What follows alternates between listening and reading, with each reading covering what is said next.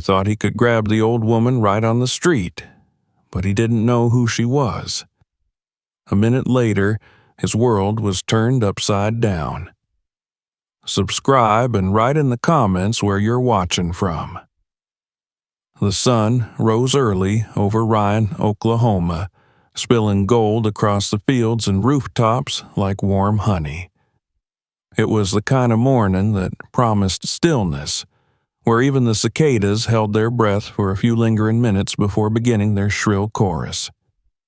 On Main Street, the town's humble artery, banners from last month's parade still fluttered on crooked lampposts, their edges curling from dust and sun. The old grain elevator cast its long, crooked shadow across the empty street, and a light breeze whispered through the cottonwoods lining the edge of the town square.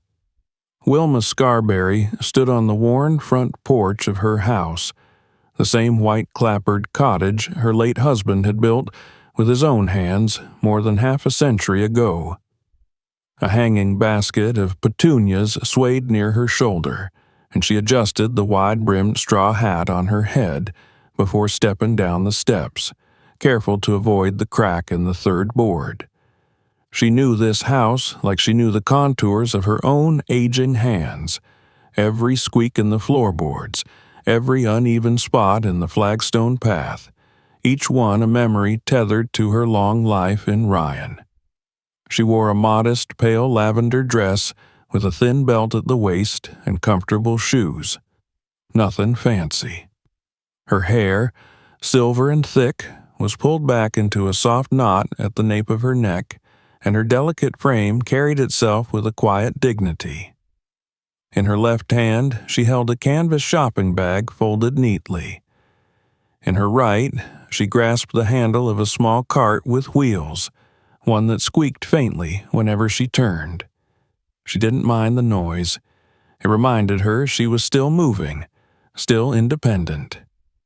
Today was market day, and Wilma liked to go early before the crowds.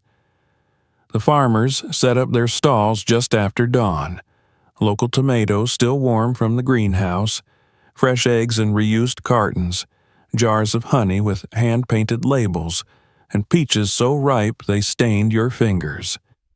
She had a short list: butter, green beans, and if Old Man Dillard had them, a jar of his muscadine jelly. Her steps were slow but deliberate. As she made her way toward the town square, several passers-by greeted her. "Mornin', Miss Wilma," called out a teen riding a bicycle, his voice crackling with early adolescence. "Good mornin', Corey. Tell your mama I said hello," she replied with a smile. "Ma'am," said another man, tipping his hat, a rancher she had known since he was knee-high. People in Ryan knew who Wilma Scarberry was, not because she asked to be remembered, but because she had never left.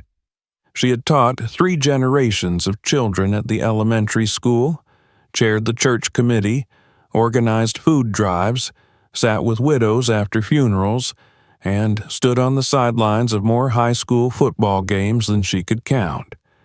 And, of course, she was the grandmother of Chuck Norris. Not that she mentioned it much. To most folks, he was Carlos's boy, her only grandson, the one who went off and became famous. She kept a few clippings in a drawer along with an old VHS tape of Walker, Texas Ranger, but she didn't bring it up. People had a way of changing how they looked at you when they knew you were connected to someone important. Wilma had never needed that. Her presence alone, steady and grounded, was enough. The market square came into view, flanked by faded brick buildings and the Methodist church steeple towering over them. Stalls were already half full with shoppers chatting and vendors unpacking their goods. Wilma walked among them, exchanging quiet pleasantries, picking through the produce, careful with her selections.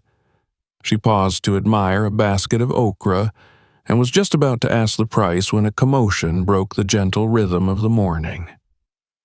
Voices rose a few feet away near the parking lot where a group of teenage boys, Two black, one Latino, and one white stood nervously beside their bicycles. Towering over them was a tall, broad-shouldered man in a tan uniform with a sheriff's badge glinting on his chest. His nameplate read D. Cross. Sheriff Denny Cross was a new addition to Ryan, elected just over a year ago in a close and contentious race. He was in his late 30s, with short-cropped blonde hair, a muscular build, and a voice that carried more weight than wisdom. He had come from a neighboring county with promises of order, discipline, and respect for authority.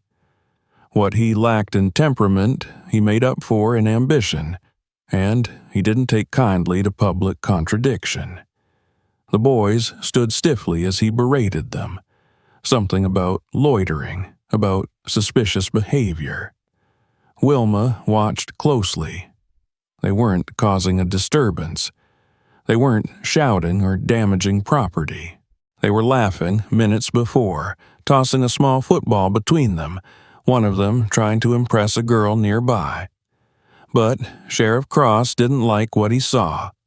Or rather, he didn't like that they weren't afraid of him. Wilma moved closer, her steps firm but unhurried.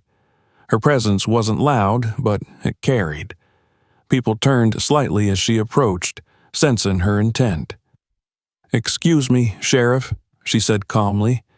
"Is there a problem here?" Cross turned to her, his face still taut from the confrontation. For a moment, he didn't seem to recognize her, just another voice interrupting his show of power. But then he took in the gray hair, the upright posture, the composure. Something in his face shifted, an ironic smile playing at the corner of his mouth. "Not unless you make one, ma'am," he said with theatrical politeness. Wilma didn't flinch. She nodded once to the boys, who looked at her with something between relief and awe. Then she looked back at Cross. "These boys live here. They go to school here. Maybe, instead of barking at them, you could learn their names." A few people nearby looked up from their vegetables. Cross's jaw tightened. The corner of his smile twitched. "Well," he said, "I suppose you're an expert in law enforcement, too?" "No," Wilma said, "but I do know what abuse of authority looks like. I've lived through enough of it."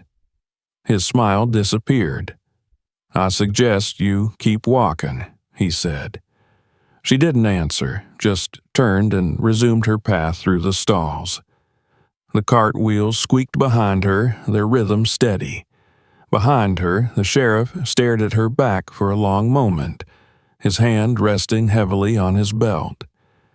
The boys left soon after, but Wilma felt the tension linger in the air like dust after a truck rolls through. She finished her shopping in silence, greeted a few more familiar faces, but her thoughts stayed fixed on that moment. She had known men like Sheriff Cross before, not just in uniform, in meetings, in church, in office chairs behind polished desks. Men who saw her gray hair and calm voice and thought that made her small, invisible, easy to dismiss.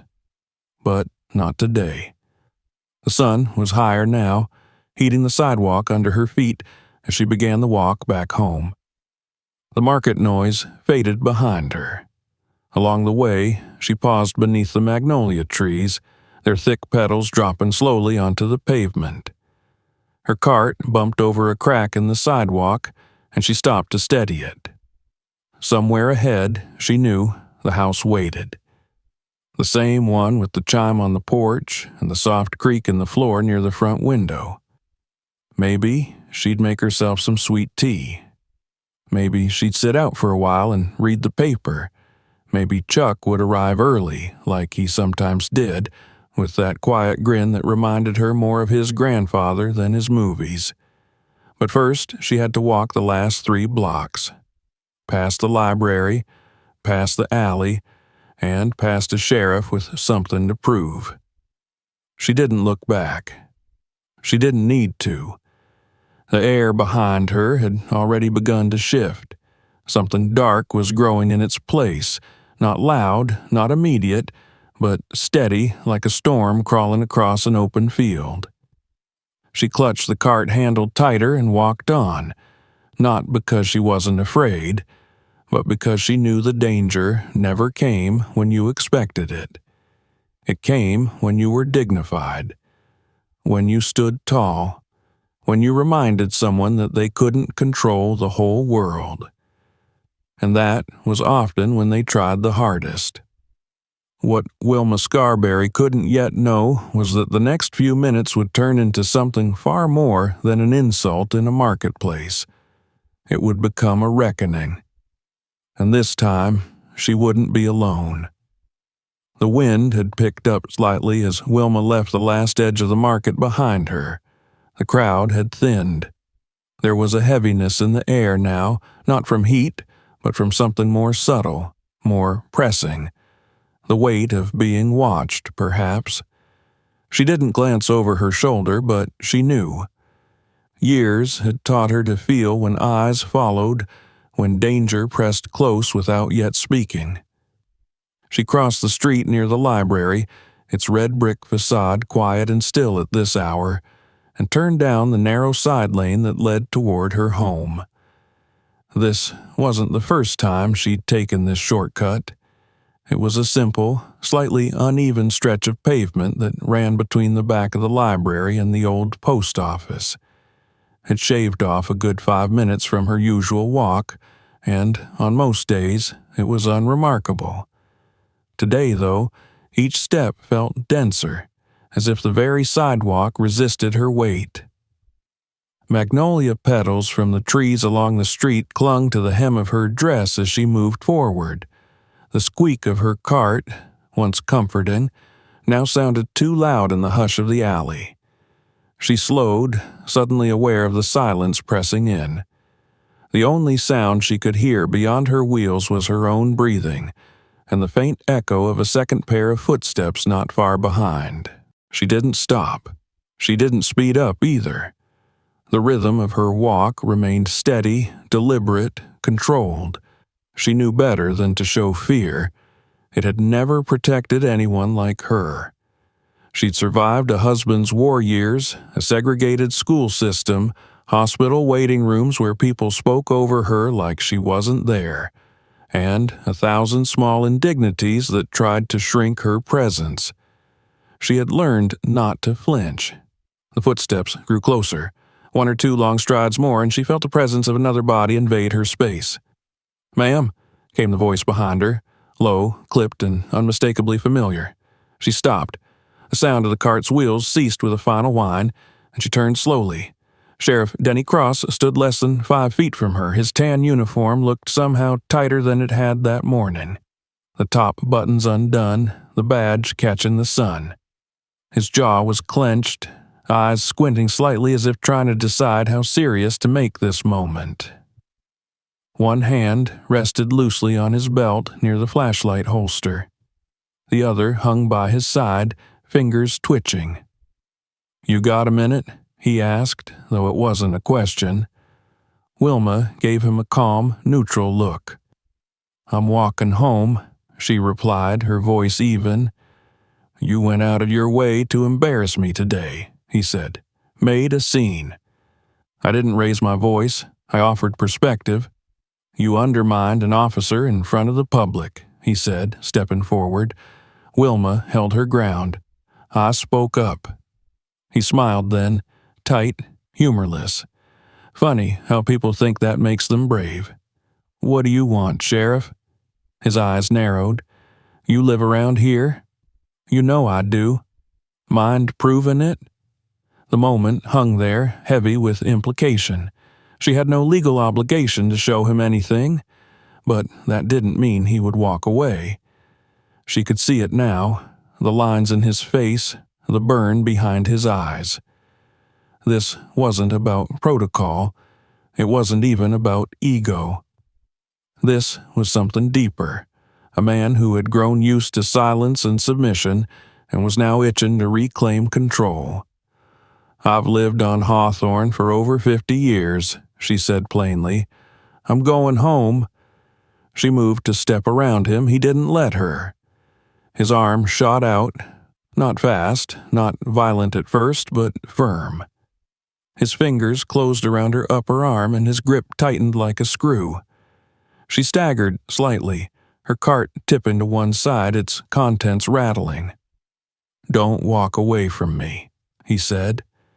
She looked down at his hand, then up at him. "You're hurting me." He leaned in. "You think you can talk to me like that and just go on with your day?" Wilma didn't answer.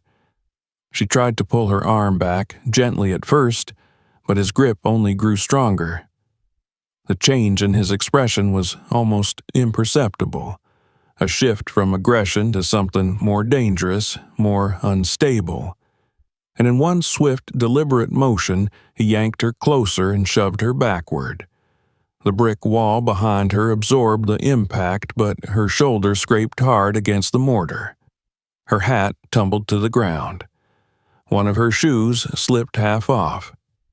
She tried to steady herself, hands grasping at the rough wall behind her. Then he placed his forearm across her chest, just below her collarbone, and leaned in, pressing. It wasn't a chokehold, not exactly, but it was a clear message. He had done this before. He knew how far he could push without leaving a bruise that would hold up in court. The breath caught in Wilma's throat. She pressed her palms against his arm, not to strike or fight, just to hold herself upright. Her back ached, her ribs protested, but she didn't cry out. She looked him dead in the eyes. "You don't get to do this," she said, her voice rasping. "You're resisting," he growled. "I'm standing," she whispered. For a brief, surreal moment, time slowed. Somewhere in the distance, a car passed without stopping. A bird flitted across the sky. The wind moved the magnolia leaves. But here, in this narrow alley, the world was silent. Sheriff Cross pushed harder. Her knees bent slightly, but she didn't fall. He was breathing heavier now. He expected fear. Tears, pleading, collapse. Instead, he got stillness. Then a voice, distant but sharp, pierced the quiet. "Hey, get your hands off her!" It came from across the street. A woman, elderly herself, holding a bag of groceries, was staring with wide eyes. She dropped the bag. Apples spilled across the sidewalk. Cross turned his head slightly. "Mind your business, lady," he barked. That was his mistake. The second his attention drifted, the pressure on Wilma's chest lightened. She took a shallow breath and used it to plant her feet again. Her hands were still trembling, her dress bunched and wrinkled from the wall behind her, but her eyes stayed fixed on his. He turned back to her. His expression now bordered on panic, confusion threading into anger. The spell of control he had cast was slipping. And then a sound came that neither of them expected. Tires screeched just around the corner. A truck, dark gray, its engine roaring, tore into the alley's entrance. Its tires bit the pavement hard before coming to a jerking stop. Sheriff Cross straightened. The driver's door opened. And Wilma, even in the haze of pain and pressure, felt something loosen in her chest. A figure stepped out. Tall, broad-shouldered, in worn jeans and a button-down shirt. His hair was tousled, his walk purposeful. Chuck. He didn't say a word as he approached. His eyes were locked on the scene. The sheriff, with his arm still against his grandmother's chest, her body pinned against a brick wall, the overturned cart at her feet, the contents scattered across the ground like spilled dignity. Chuck didn't run. He walked slowly, deliberately, like a man who knew that every second was an extension of a decision already made. Each step radiated calm, but beneath that calm was a storm. The kind of storm trained to hit its mark without noise or flare. Wilma didn't speak. She didn't need to. Her eyes met his, and in that gaze, everything was understood. Cross turned to face the new threat, instinctively moving back half a step. "This doesn't concern you," he started to say, but Chuck didn't stop. He stepped in. Cross's hand went to his belt. Chuck's own hands moved faster than instinct, faster than the eye could track. A subtle shift of weight, a twist of the hip, and in one fluid motion he struck the sheriff's wrist, disarming the gesture before it became a weapon. Cross staggered. Chuck's left hand caught him by the collar. A twist, a pivot. Cross was on the ground. It was not showy. It was not violent. It was surgical. Wilma's breath came back in sudden, shallow bursts. She braced herself against the wall, legs shaken now not from fear, but from release. Chuck turned to her, his voice low and steady. "Are you okay?" She nodded. He turned back to Cross, who lay gasping, humiliated, not injured, at least not yet, but thoroughly disarmed in every way that mattered.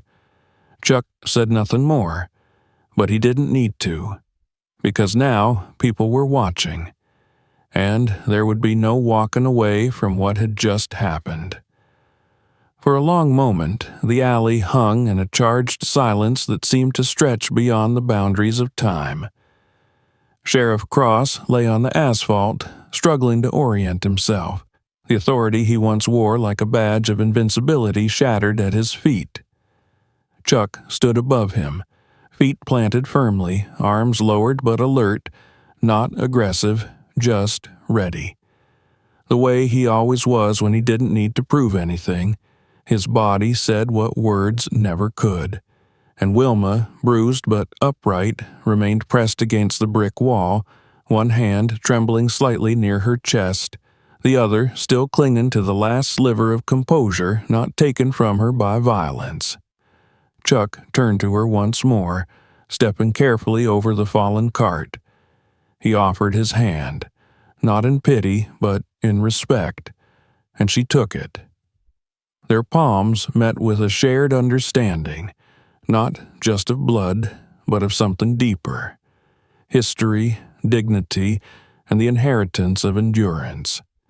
He helped her gently back to her feet, and she stood tall again, straightening the creases in her dress with slow, methodical movements. A trickle of blood ran from a scrape on her forearm, but she said nothing about it. Instead, she nodded once to her grandson, the way she used to when handing him a chore or sending him off to school. A quiet affirmation, "I'm still here." By now, a few townspeople had begun to appear at the edges of the scene. An older couple paused on the corner, hesitant but curious. A young man with a smartphone had already begun filming, his voice low as he narrated under his breath. Another woman peeked from her porch, her hand halfway to her mouth. They hadn't seen the start of it, but they saw enough. The sheriff on the ground, Wilma with blood on her arm, and Chuck Norris standing over them both like a living contradiction, calm yet capable of fury, composed yet coiled like a spring. Sheriff Cross sat up slowly, one hand bracing his weight, the other patting at the badge on his chest as if checking it still belonged to him. His eyes darted between Chuck and the growing crowd. He opened his mouth, but whatever words he had prepared dissolved into the air, too fragile to survive the weight of what had just occurred. Chuck didn't gloat. He didn't puff his chest or raise his voice. He simply stepped forward once, and that movement alone was enough to command silence. His voice, when it finally came, was low and even. "You need to leave," he said to the sheriff. Not a suggestion, not a threat, a verdict. Cross blinked, jaw twitching, pride scrambling for something to hold on to, but there was nothing left. He rose slowly, dusted off his pants with jerky, almost childlike movements, and took 2 awkward steps backward. His boots scraped the pavement with more noise than necessary. Then, like a man stumbling out of a fight he never knew he'd already lost, He turned and walked away, eyes down, lips tight, muttering something inaudible to himself as he disappeared around the corner. The onlookers watched him go, then turned their eyes back to Chuck and Wilma. It was as if the alley itself had witnessed a shift, not just in power, but in narrative. No one cheered, no one applauded. But the air felt heavier now, laced with something irreversible. Chuck helped Wilma retrieve her cart. Most of the produce had spilled, bruised and broken on the asphalt, but she didn't seem to care. She straightened the handle, brushed dust from the frame, and adjusted her hat, which had landed beside the wall. Then, without ceremony, they walked the rest of the way home together, side by side, saying nothing. Their silence was not empty. It was full of breath, of awareness, of consequences still gathering themselves just beyond the edge of the horizon. Back at the house, Chuck guided her up the steps with the same care he had as a boy when carrying her groceries in from the car. Once inside, he fetched the first aid kit from under the sink while she sat in her usual chair by the window. The sun had shifted now, casting a soft golden light across the wooden floorboards. Dust motes danced in the air, spinning in slow circles. Outside, the sound of a distant lawnmower buzzed faintly, as if the world were trying to pretend it hadn't just tilted. Wilma didn't flinch as Chuck cleaned the scrape on her arm. She winced only once when he pressed gauze to the deepest spot, but otherwise remained still, watching the trees outside sway in the breeze. Her breath came steady again now, though a quiet exhaustion sat behind her eyes. Chuck finally spoke. "I didn't expect to find you like that." She met his gaze. "I didn't expect to be found." "I saw the video," he added. "Someone posted it to a local group. I was already in the truck." She nodded. "Good thing I taught you not to be late." He gave a faint smile. "Good thing you taught me everything." For a few moments, the silence returned, this time softened by the familiarity of home. Wilma reached for a glass of water and took a sip, her hand no longer trembling. Then she set it down carefully and looked at her grandson. "I need you to understand something, Charles," she said, using his full name the way only family ever did. "This didn't happen because I argued with him, or because he's new or angry or didn't know who I was. It happened because he did know what I was. A woman. An old one. One who wouldn't fight back." Chuck didn't interrupt. He thought I wouldn't make trouble, that I'd be too proud or too scared or too tired to call him out. And he was almost right. She looked down at her bandaged arm. "But then you showed up." Chuck looked away briefly, his jaw tense. "I'm not proud of what I did," he said, "but I wasn't going to let him walk away thinking that was okay." Wilma leaned forward slightly. "I'm not asking you to be proud of it. I'm asking you to remember what it means." "What does it mean?" he asked. "That people are still watching, even when they pretend they aren't. Even when they look the other way, even when they film instead of act, they're still watching. And now they've seen it. The truth, raw and bleeding, on full display." Chuck sat back in his chair, nodding slowly. "They'll try to cover it up," he said. "They always do." "But not this time," she said, "because this time the world saw it. Not just the violence, but the dignity that stood through it." That night, the phones started ringing. First, it was a neighbor, then the pastor, then a city councilwoman, then a reporter, then another. By morning, local news stations were circling like birds above a fresh carcass, hoping for a statement, a soundbite, a reaction. Chuck took the calls, answering with calm professionalism, shielding his grandmother from the worst of the noise. By midday, footage from the alley was all over social media. It had been picked up by national outlets. Headlines started appearing. Sheriff assaults elderly woman in alley, didn't know she was Chuck Norris's grandmother. Some laughed at the irony, others raged at the injustice, but no one dismissed it.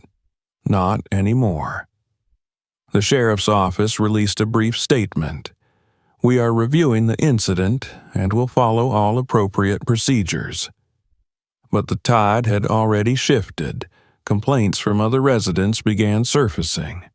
Past allegations against Cross that had gone unheeded were now receiving renewed attention. Old wounds reopened, and for the first time they were being looked at with serious eyes. Later that evening, Wilma and Chuck sat on the porch, the sun melting into the horizon. The rocking chairs creaked in tandem. Fireflies flickered on the lawn. Wilma held a folded piece of paper in her hand, a letter she had written by hand earlier that day. She didn't read it aloud. She just held it there, fingers brushing its edges. "What is it?" Chuck asked softly. "A list of names," she said. "People who need to be in the room when this town starts talking." "Talking about what?"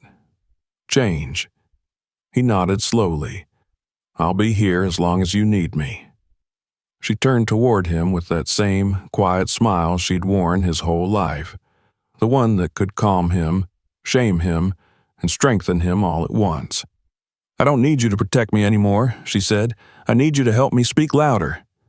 And as the stars began to blink open above the sleepy town of Ryan, Oklahoma, a reckoning took root, not with fists or flames, but with presence, with clarity, with the kind of strength that doesn't shatter but holds steady, like a tree that has stood through every storm, still casting shade for those learning how to grow. The world had seen what happened in the alley. Now it was time for the town to decide what came next. The town of Ryan, Oklahoma had always been a quiet place. Too quiet sometimes if you ask the teenagers or the out-of-towners passing through on their way to somewhere that sparkled more. But in that quiet there had always been order, and in that order a sense of comfort, a rhythm. People waved to one another whether they were friends or not. Children rode their bikes down sun-baked sidewalks. Church bells marked the time better than any watch. But after that day in the alley, something fundamental had shifted beneath that quiet surface, as if the town itself had blinked open new eyes. The morning after the video spread, Wilma Scarberry's porch became a focal point. Neighbors stopped by with casseroles and words they hadn't found the courage to speak the day before. They knocked with hesitation, unsure if they were coming to offer sympathy, congratulations, or something else entirely. Wilma received them with the same grace she always had, modest and composed, her spine straight despite the darkening bruise along her left collarbone. She didn't speak much, only enough to let them know she saw them and that she hadn't broken. Inside the house, Chuck had transformed the living room into a makeshift command center. Papers covered the dining table, printouts of city ordinances, press inquiries, public complaints. A notepad overflowed with bullet points and check marks. He fielded calls from state officials, attorneys, and journalists. The mayor had left 3 voicemails already, each more frantic than the last, asking for a meeting. There was a tremble in his voice he hadn't had before, the kind of tremble that appears when a man realizes that something bigger than him has started to move, and he doesn't know which direction to stand in. Chuck had been through media storms before. Decades of Hollywood had prepared him for cameras and narratives, but this wasn't about him. That, more than anything, made this moment different. This wasn't a premiere. It wasn't a project. This was his grandmother. This was home. And it was broken in ways that had been ignored for too long. Later that day, the sheriff's department issued a press release stating that Sheriff Cross had been placed on administrative leave pending a full investigation. It was a bureaucratic phrase, cold and empty, meant to placate. But the town wasn't in the mood for placation. Dozens of townspeople showed up at City Hall with printed screenshots of the video. Some spoke, some didn't. They didn't have to.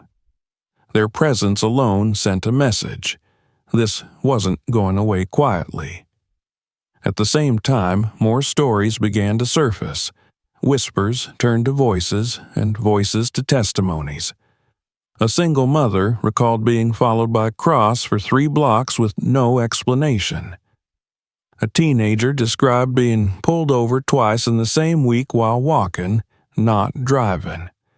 A retired postal worker remembered the sheriff speaking to him like a delinquent outside a convenience store. One after another, the stories piled up. For the first time, people realized they weren't isolated incidents. They were patterns. And Wilma's story, caught on camera and amplified by her grandson's sudden arrival, had unlocked something in the collective memory of the town. In the Scarberry living room, Wilma sat in her chair by the window with a notebook in her lap. Her handwriting was slow but precise, each letter formed with intention. The list she had started the night before grew longer.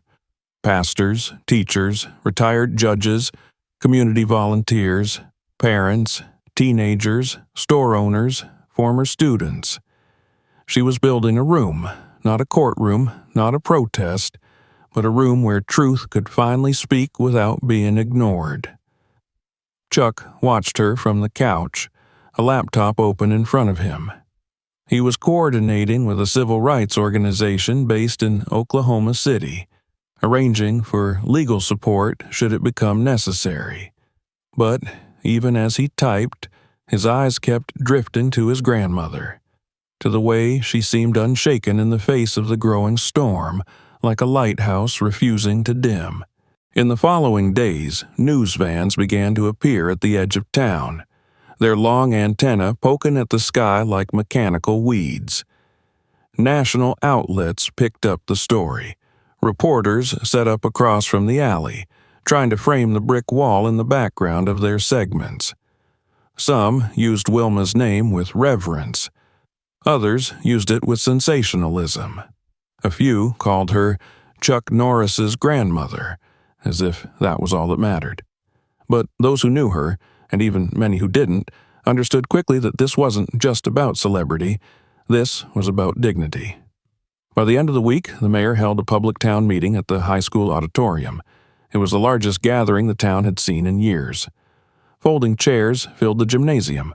The stage was set with 2 long tables, microphones, and a podium. Local officials sat stiffly behind nameplates, their faces pale under the fluorescent lights. Cameras lined the back wall, and when Wilma entered the room, a hush rippled through the crowd like wind through wheat. She didn't speak first. She didn't need to. Others did. Young women, elderly men, teenagers with shaking hands and clear eyes. One by one, they stepped to the microphone to recount their own stories, to add their threads to the tapestry of harm that had been woven so slowly no one had noticed until it was finished. The room held its breath through each one. When Wilma finally stood, she did so without theatrics.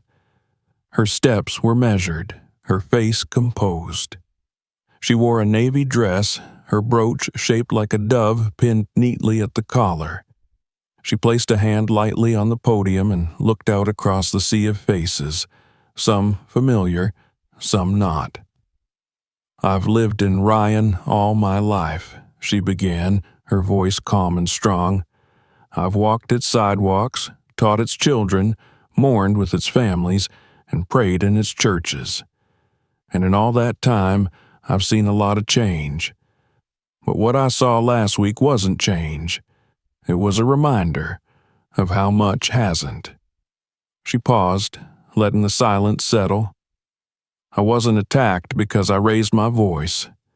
I was attacked because I didn't lower it, because I didn't step aside, because I didn't disappear. There was no applause, no cheers, just a stillness that spoke louder than noise. Chuck sat in the front row, hands folded, his face unreadable but his eyes fixed on her. She didn't look at him. She didn't need to. He was where he always was, within reach, but letting her speak. After the meeting, the mayor approached Chuck and Wilma quietly, away from the cameras.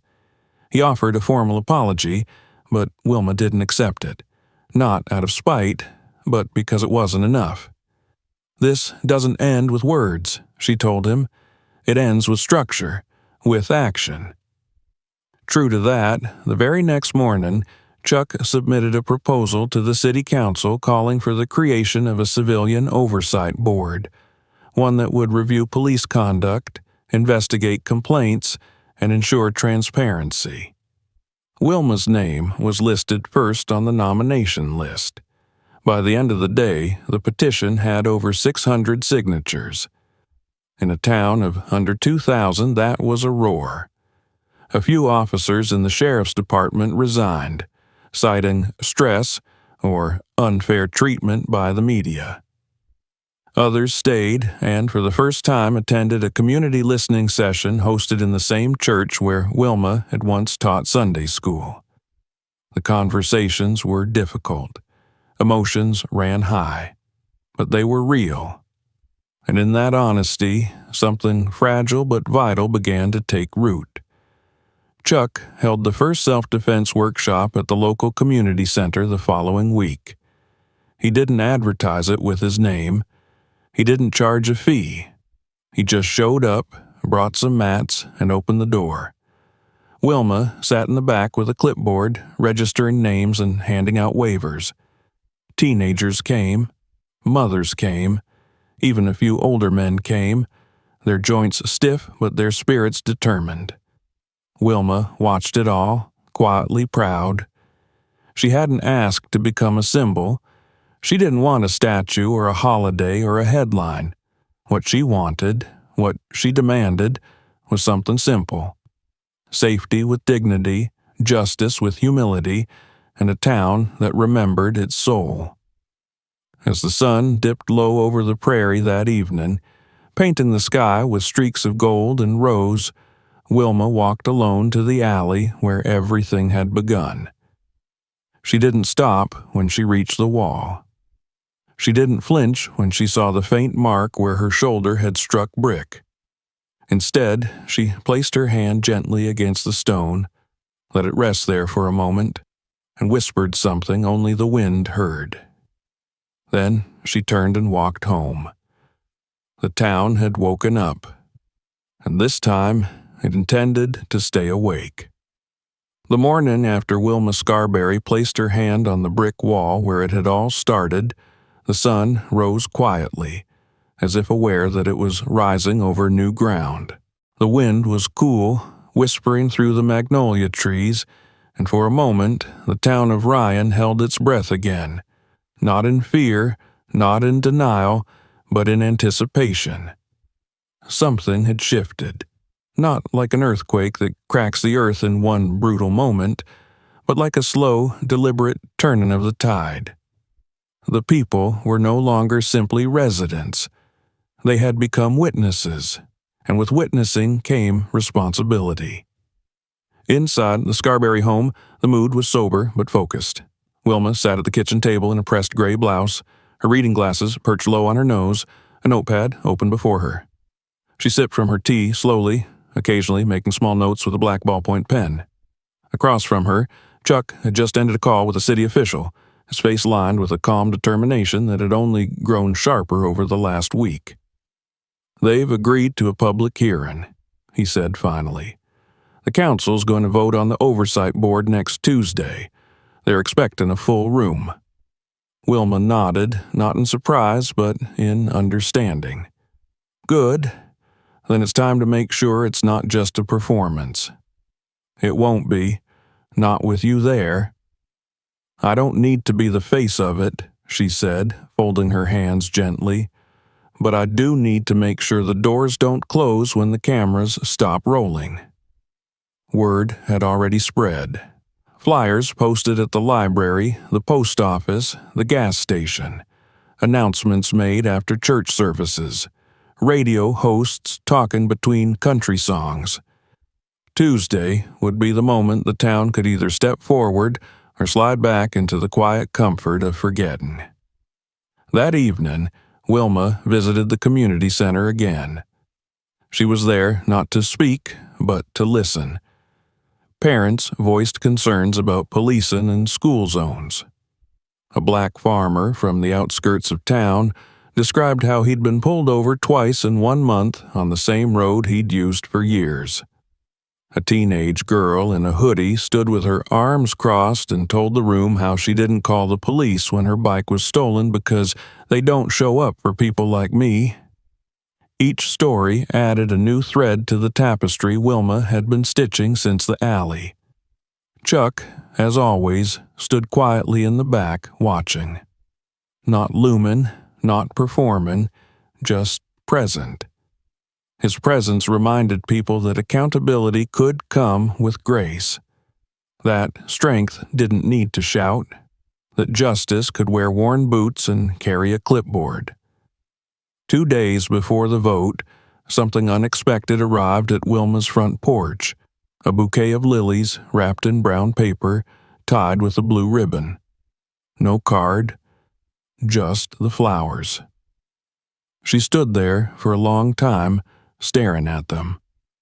The same kind that had fallen to the ground when Cross shoved her. The same kind that had scattered across the pavement like small white witnesses.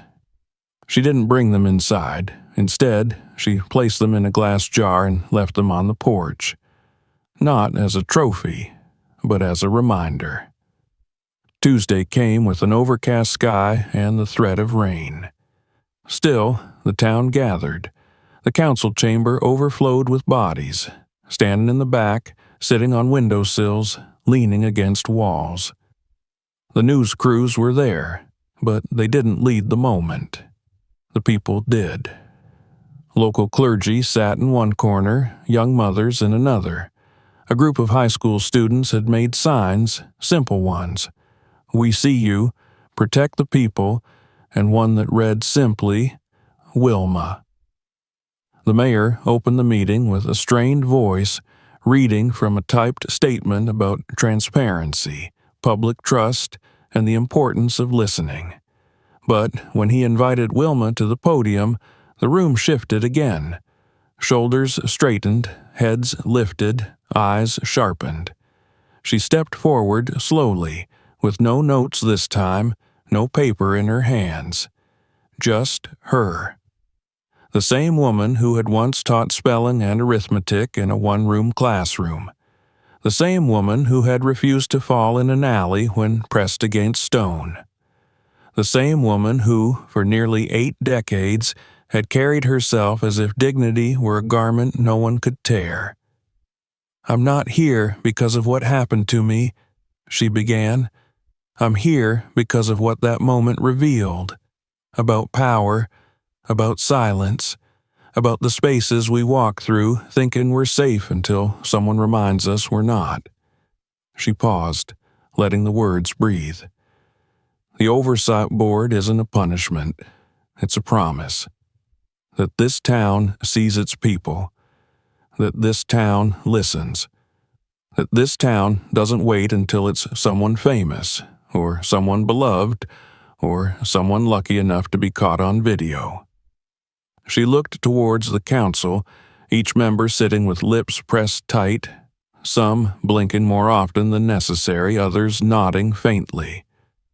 We all know what justice should feel like. We teach our children about fairness, but we forget to practice it with our laws. Today is your chance to change that. She stepped back. No applause. Just stillness again. That sacred hush that only appears when truth is spoken plainly. The vote passed unanimously. By the end of the week, the first civilian oversight board in the county was formed. Wilma was named honorary chair. though she declined the title. "Give it to someone younger," she said, "someone who'll be here long after I'm gone." She agreed to serve as advisor instead, and people knew that meant she'd be at every meeting anyway. The reforms didn't end there. Within the month, new training modules were introduced for local law enforcement, centered on de-escalation, cultural competency, and community relations. Officers were required to attend town forums quarterly. Complaints against the sheriff's department were made public record, with response timelines enforced by policy. At the next town fair, Wilma didn't attend as a guest of honor. She came like she always had, with her canvas cart and a grocery list. But something had changed. As she walked between stalls, people didn't just wave, they approached her. They didn't just thank her, they asked her what came next. She pointed them to the bulletin board outside the library where the next board meeting was posted. She told them to come, to speak, to be present. "It doesn't matter if you have something polished to say," she told one young man. "It matters that you say it." Chuck, watching from a distance, felt a pride he couldn't put into words. Not pride in her strength, he had always known that, but in how that strength had become something larger than the moment. How it had become structure. In early autumn, the school invited Wilma to speak to the senior civics class. She arrived with her notebook, a small stack of newspaper clippings, and a mason jar of tea. She stood before a room of wide-eyed students, most of whom had seen the video, all of whom had felt the ripple effects. "Laws matter," she said, "but what matters more is how they're made, who's in the room when they're written, who they protect, and who they ignore." A student raised their hand. "What made you finally speak up?" "I always spoke," she answered. "The difference is, this time you were ready to hear it." As fall deepened and the leaves began to brown, Wilma continued her routine. Church on Sundays, walks through the town square, evenings on the porch. But now, when she passed the alley on Hawthorne, something else greeted her. A mural, painted quietly one weekend by a group of local artists. It showed a woman standing tall, her face turned upward, her hand pressed against a brick wall. Behind her, a town watching. Below, in small white letters, were the words, "She stood, and we followed." Wilma said nothing when she first saw it. She simply paused, ran her fingers along the painted lines, then walked on. Justice hadn't come all at once. It hadn't come cleanly, but it had come. And it came in the name of a woman who never needed a badge to remind the world she mattered. She had her name. And now the law did too. If this story moved you, don't forget to like and subscribe. Tap the bell so you never miss a new release. Share this video with someone who believes in quiet strength and real justice, and let us know in the comments what moment hit you the hardest.